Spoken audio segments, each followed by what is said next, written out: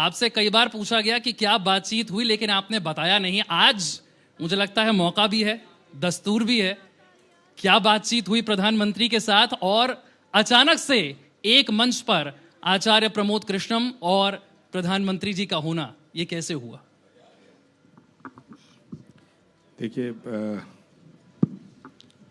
पहली बात तो ये है कि प्रधानमंत्री किसी एक दल से आते हैं, लेकिन वो जब प्रधानमंत्री होते हैं तो सबके होते हैं।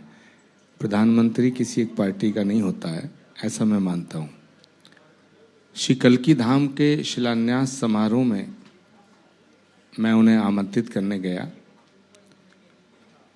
हमारे पुराणों में ये उल्लेख है कि भगवान का अंतिम और 10वां अवतार श्री कल्की के रूप में अवतरित होगा। तो ये विषय 18 साल से चल रहा था। 18 वर्ष पहले एक संकल्प लिया था कि जहाँ भगवान आया है वहाँ वो धरा धाम बन गई है, लेकिन जहाँ भगवान आएगा वहाँ भी धाम बनना चाहिए। तो 18 वर्ष पूर्व लिया गया संकल्प, और उस भाव को मैंने प्रधानमंत्री जी के समक्ष रखा। मैंने उनसे आग्रह किया कि जहाँ भगवान आया, अयोध्या में श्री राम के सारे काज आपने अपने हाथों से किए हैं, तो जहाँ भगवान आएगा श्री कल्की धाम के काज भी आप अपने हाथों से करें। मेरे भाव को उन्होंने स्वीकार किया।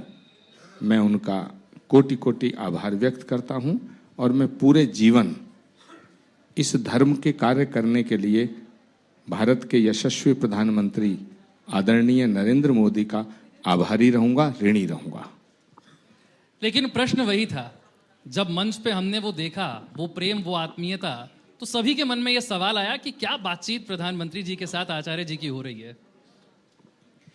ये प्रेम की बातें हैं उद्धव, कोई क्या समझे कोई क्या जाने।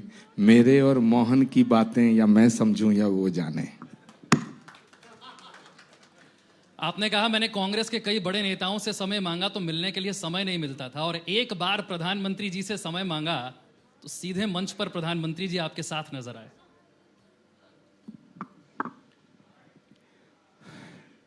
देखिए, जिस पार्टी के लिए मैंने अपना आधा जीवन से ज्यादा दिया, छात्र जीवन से लेकर अब तक, उस पार्टी ने मेरा अपमान किया, और जिसके साथ मैं कभी नहीं रहा उन्होंने श्री कल्की धाम में आकर के मेरा सम्मान किया। ये दो फर्क हैं, इसे समझना होगा। दूसरी बात यह है कि कांग्रेस पार्टी एक बहुत बड़ी पार्टी है, लेकिन कांग्रेस पार्टी अपने मूल सिद्धांतों से भटक गई है। मैं 3 बातें आपको शेयर करना चाहता हूं। जब कांग्रेस पार्टी से एक चिट्ठी जारी हुई कि आचार्य प्रमोद कृष्णम का निष्कासन किया जाता है 6 वर्ष के लिए पार्टी विरोधी गतिविधियों के कारण, और पार्टी विरोधी गतिविधियों के कारण, तो सवाल उठता है कि मैंने 3 बातें बड़ी गंभीरता से और बड़ी जिम्मेदारी से उठाई। पहली बात, मैंने कहा कि आप भाजपा से लड़ो, भाजपा का विरोध करो, राम से मत लड़ो। मैंने कहा कि राम मंदिर के निमंत्रण को ठुकराओ मत, क्योंकि राम भारत की आत्मा है। राम के बिना इस भारत की कल्पना नहीं की जा सकती है।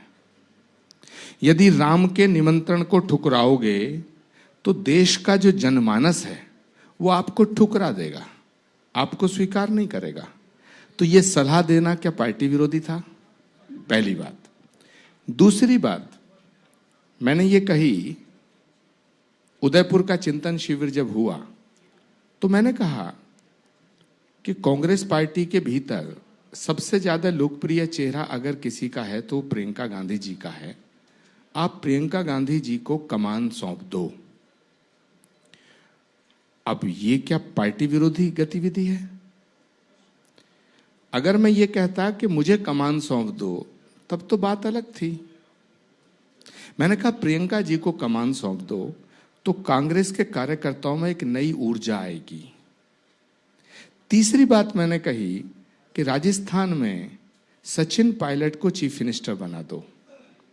राजस्थान की जनता उन्हें मुख्यमंत्री के रूप में देखना चाहती है। तो वहां भी मैं मुख्यमंत्री नहीं बनना था, पायलट साहब बनने थे, प्रियंका जी बननी थी, मैं नहीं बनना था। और राम का विरोध मत करो, राम का विरोध करने से तुम्हें नुकसान होगा। तो ये तीनों बातें तो पार्टी के हित में थीं, लेकिन अफसोस इन तीनों बातों के कारण मुझे पार्टी विरोधी घोषित कर दिया गया और मेरा निष्कासन की चिट्ठी जारी हो गई। अब मैं आपसे एक बात कहना चाहता हूं जनतंत्र के मंच पर कि ऐसे निष्कासन 1000 मंजूर हैं। आचार्य प्रमोद कृष्णम राम और राष्ट्र पे समझौता नहीं कर सकता। आप तो प्रियंका गांधी को पग पग पग मार्गदर्शन देते रहे, गाइड करते रहे। जब पार्टी से आपका निष्कासन हो रहा था, वो क्यों नहीं आई आगे? क्यों नहीं आवाज उठाई? क्यों नहीं बचाया आचार्य प्रमोद कृष्णम को?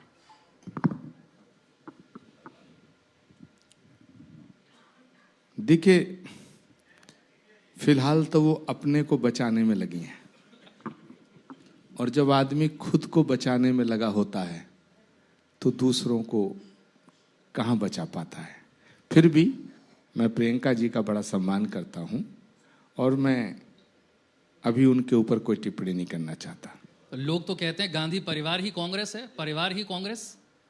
तो प्रियंका जी अपने आप को बचाने में लगी हुई हैं।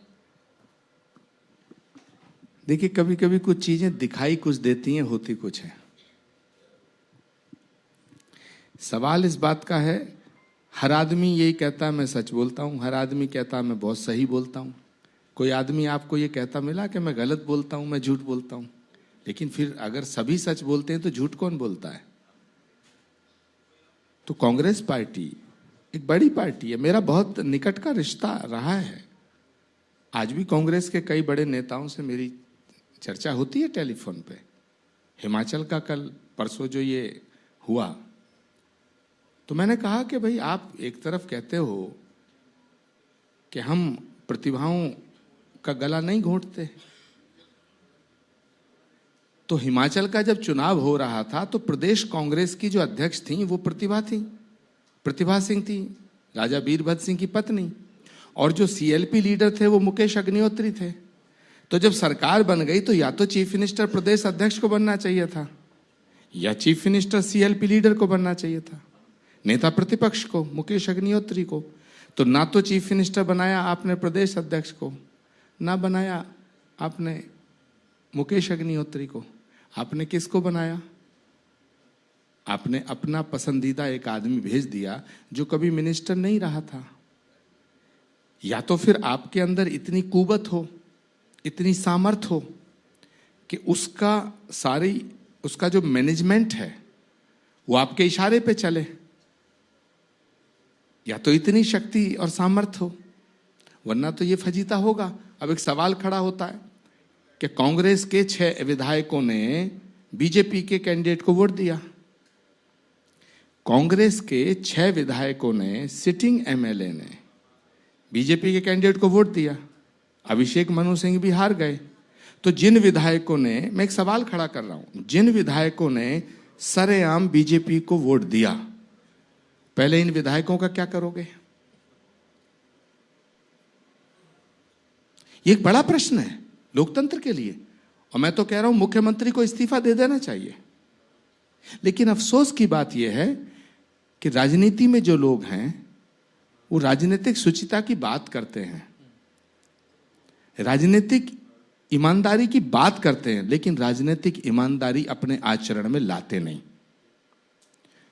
अब पूछिएगा कांग्रेस पार्टी के शीर्ष नेतृत्व से सवाल कि ये जो 6 विधायक हैं जिन्होंने बीजेपी को वोट दिया है, आप इनके पीछे क्यों घूम रहे हैं, चमचागिरी क्यों कर रहे हैं? क्योंकि सरकार बचानी है। तो जो विधायक बीजेपी को वोट दे रहा है, उसे तो निकाल देना चाहिए, अब तक नहीं निकाला गया। और निकाला गया आचार्य प्रमोद कृष्णम को।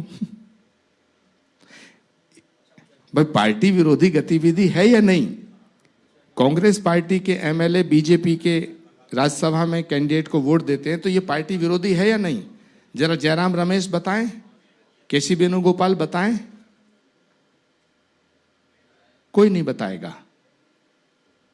इसी वजह से सोचते कुछ हैं, करते कुछ हैं, कहते कुछ हैं, एक हिपोक्रेसी है।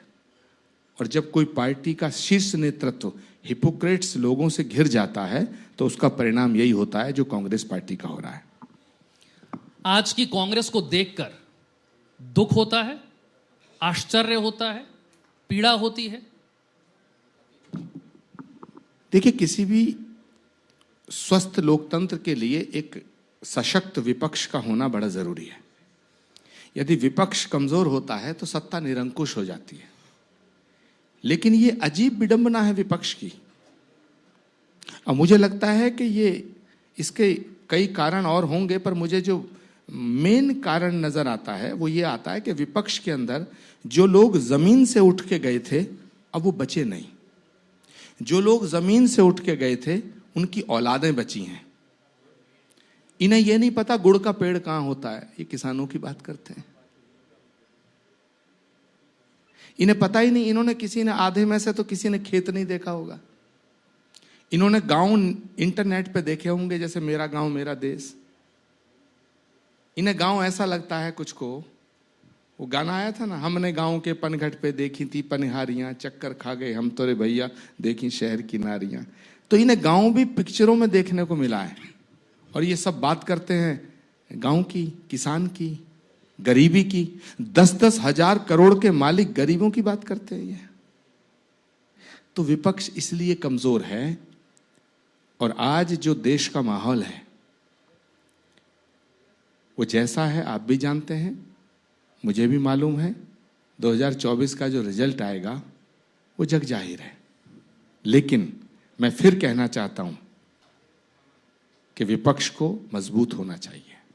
और विपक्ष मजबूत तब तक नहीं होगा जब तक विपक्ष में जमीनी नेता नहीं आएंगे, जमीन से उठ के नहीं आएंगे। लालू प्रसाद जी जमीन से उठ के आए, मैं उनसे सहमत हूं या ना हूं ये अलग विषय है। मुलायम सिंह यादव गरीब घर से उठ के आए, साइकिल से खेतों खेतों चल के आए।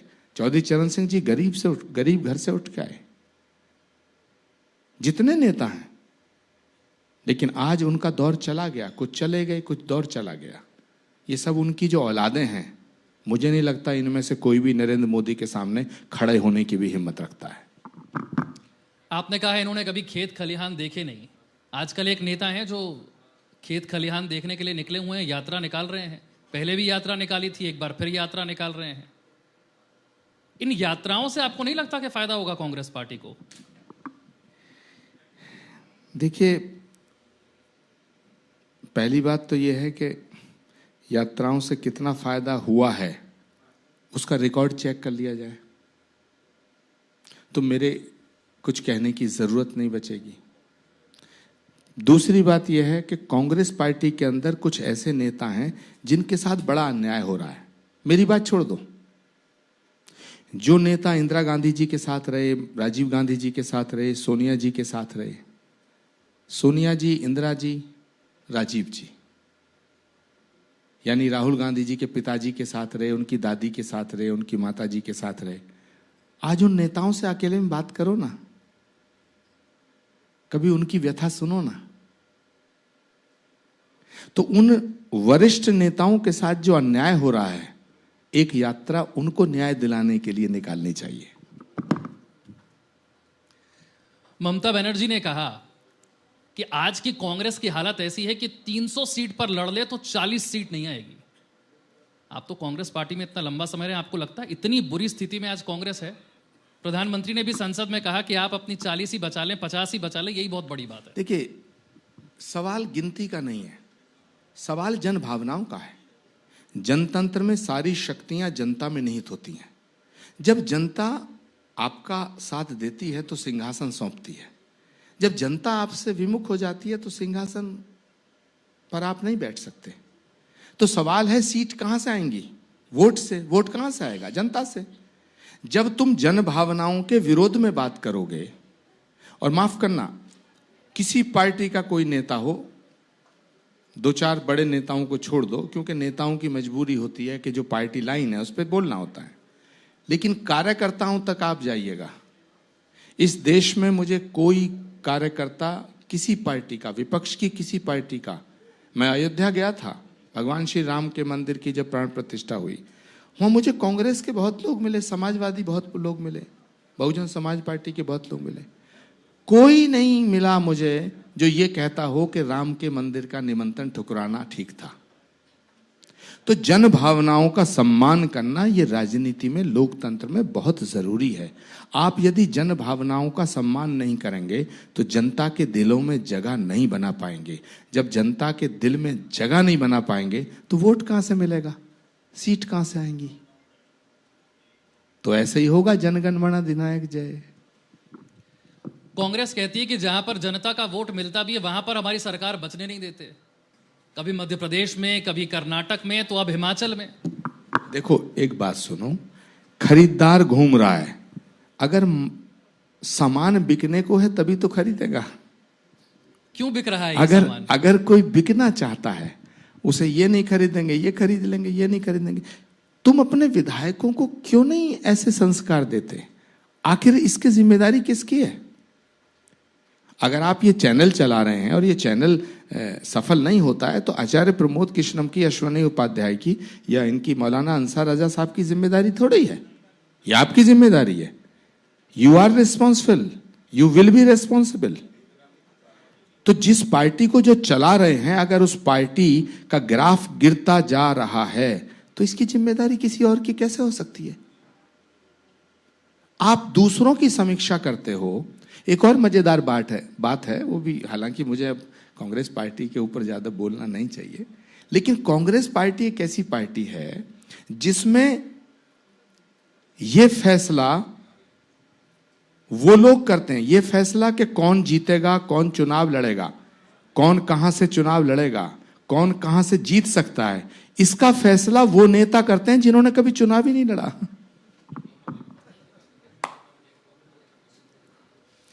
कांग्रेस कहती है कि भाई नेता बिकाऊ नहीं है, नेता डर गए, क्योंकि एजेंसियों का डर इतना ज्यादा है कि या तो हमारे साथ आ जाओ या फिर रास्ता सीधा जेल को जाता है। जो नेता डर जाए वो नेता क्या?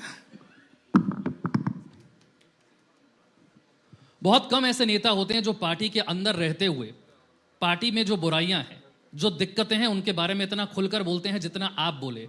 वरना अक्सर लोगों से कहा जाता है कि साहब अब तो आप पार्टी से बाहर आ गए, अब बोलने से क्या फायदा, जब अंदर थे तब बोलना था ना।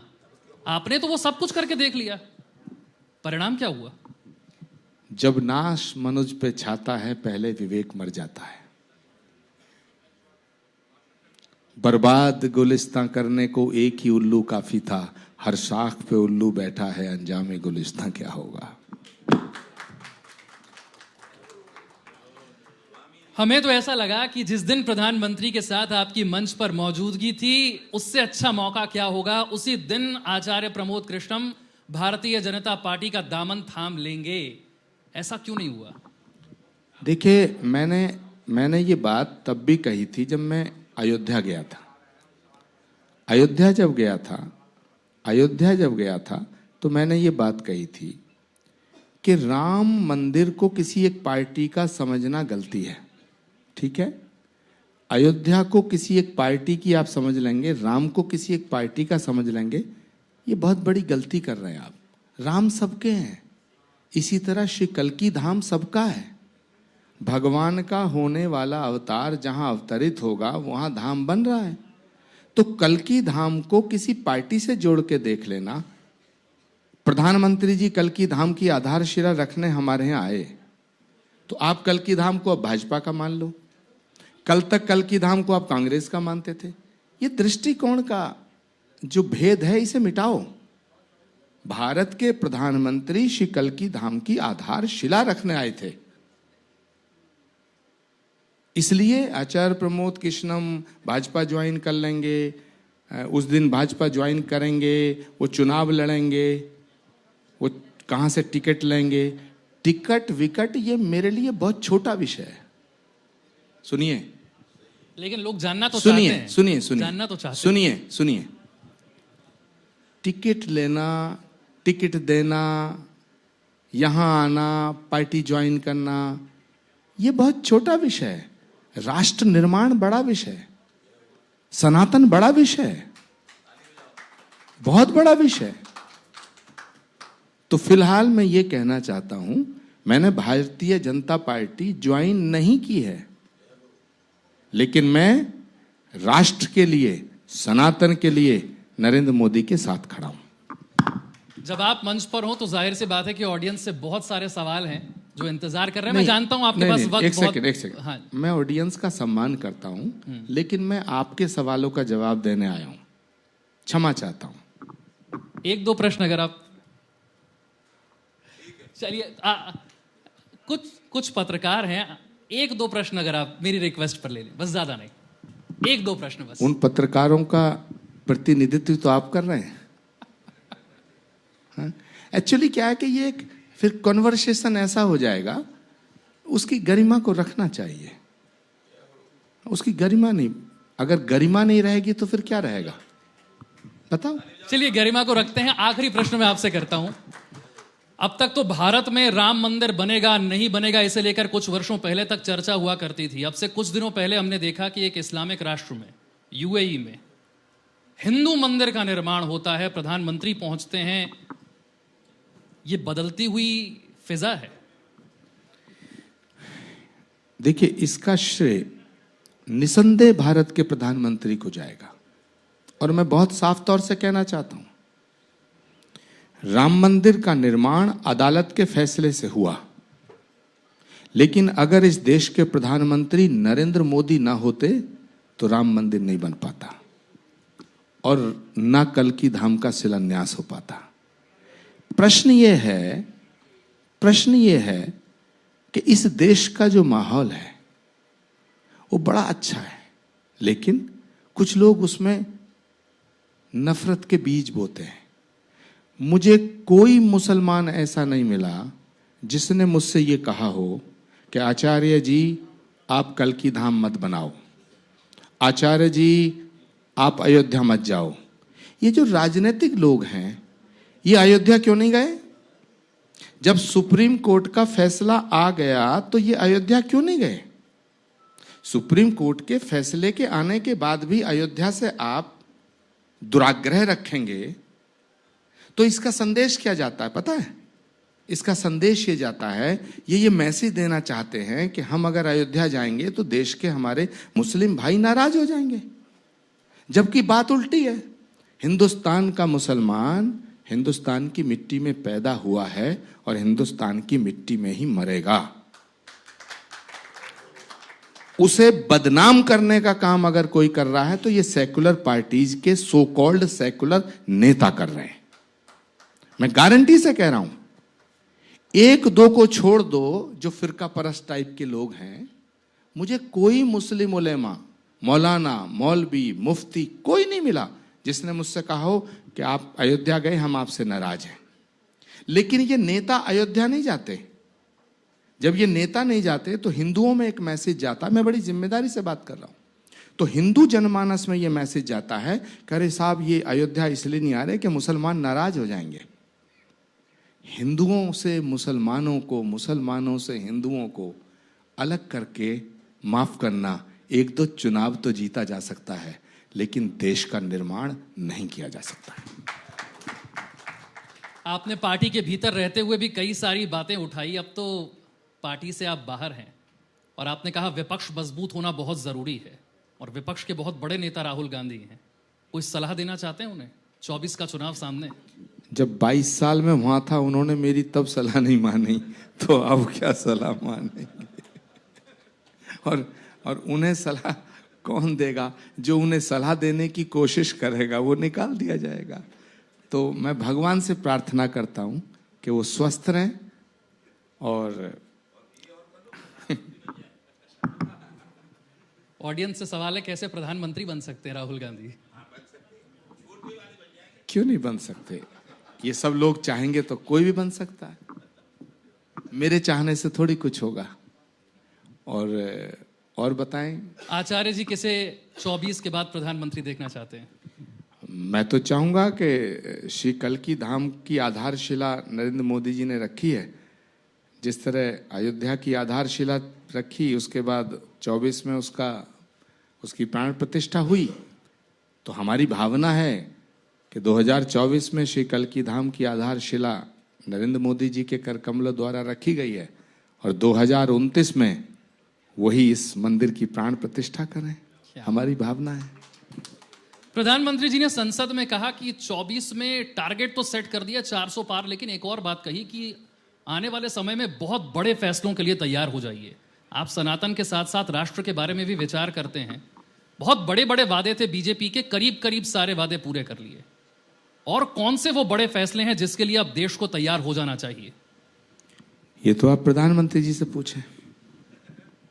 आचार्य जी की नजर में राष्ट्र के लिहाज से कौन से वो बड़े फैसले हैं? देखिए, मुझे नहीं मालूम उनके मन में क्या चल रहा है। मैं तो सीधी सी बात आपको बताना चाहता हूं। श्री कल्की धाम के शिलान्यास की तिथि जब निश्चित हुई,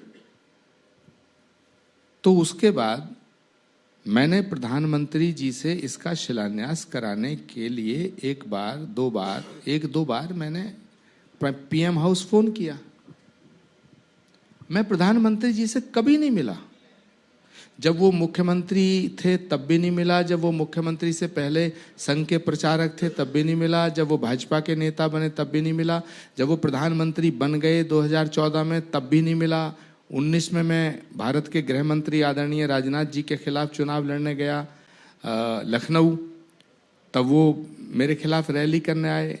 उसके बाद हम चुनाव हार गए, राजनाथ जी जीत गए, दोबारा वो प्राइम मिनिस्टर बन गए, तब भी नहीं मिला। मैं कभी नहीं मिला, मेरा कोई परिचय नहीं है। लेकिन जब मैंने पीएमओ में फोन किया, अब हो सकता है इस बात पे आप यकीन ना करें, हो सकता है आप करें, लेकिन मैं जो बोल रहा हूं सच बोल रहा हूं। इस देश का कोई भाजपा का नेता, इस देश का कोई पत्रकार, इस देश का कोई व्यक्ति, इस देश का कोई इंडस्ट्रियलिस्ट बताए कि आचार्य प्रमोद कृष्णम की मुलाकात मैंने कराई प्रधानमंत्री से। मैं चुनौती देता हूं। मैंने खुद फोन किया, और मैंने किसी अपने चेले से भी नहीं कराया, अपने सचिव से भी नहीं कराया, अपने ऑफिस से भी नहीं। मैंने खुद फोन किया कि मेरा नाम आचार्य प्रमोद कृष्णम है, मैं कांग्रेस के साथ हूं, लखनऊ लोकसभा से चुनाव लड़ा हूं राजनाथ जी के खिलाफ, श्री कल्की धाम श्री कल्की पीठ का पीठाधीश्वर हूं, मैं प्रधानमंत्री से मिलना चाहता हूं। तो तीसरे चौथे दिन मुझे फोन करके पूछा गया कि आपका विषय क्या है मिलने का। तो मैंने कहा कि मैं श्री कल्की धाम के शिलान्यास समारोह का निमंत्रण देना चाहता हूं। आप सुनिए, 2-3 घंटे बाद मुझे फोन आया कि आप कब मिलना चाहते हैं। मैं आपको बिल्कुल कन्वर्सेशन बता रहा हूं। तो मैंने कहा ये तो प्रधानमंत्री डिसाइड करेंगे कि मुझे कब बुलाएंगे। तो उन्होंने कहा आप 1 तारीख को दिल्ली आ सकते हैं। मैंने कहा आ जाऊंगा। कितने बजे आ सकते हैं? तो मैंने कहा ये आप बता दें, मैं जितने बजे कहो उतने बजे आ जाऊंगा। उन्होंने मुझे शाम का 5 बजे का समय दिया। 19 फरवरी को शिलान्यास होना था और शिलान्यास की तिथि सुनिश्चित थी, डिक्लेयर्ड थी।